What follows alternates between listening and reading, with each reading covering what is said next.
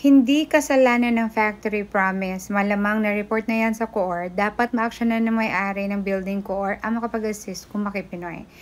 I think magpapasalamat tayo no sa mga reactions na na-receive natin dahil talagang yan yung purpose natin sa pag-shoutout. Hindi lang sa Tank Pack Factory, lahat ng factory at lahat ng dormitory dapat makinig kayo. Kasi nasa labor law dito sa Taiwan, una, bigyan ng maayos na matitirhan ang mga foreign worker. Pangalawa, bigyan ng maayos ng working environment ang foreign worker. Ibig sabihin, hindi lang po sa lugar na kung saan kayo nagpapahinga dapat maayos.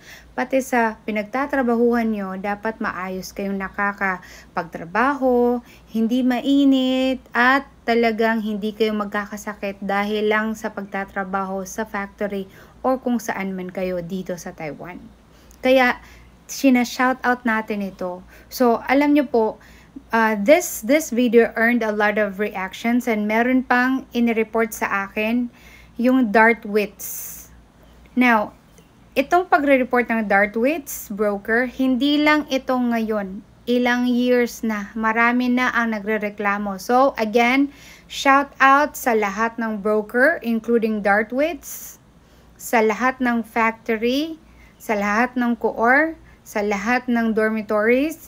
Nasa labor law po na dapat bigyan nyo ng maayos na tirahan at working environment ang mga foreign workers.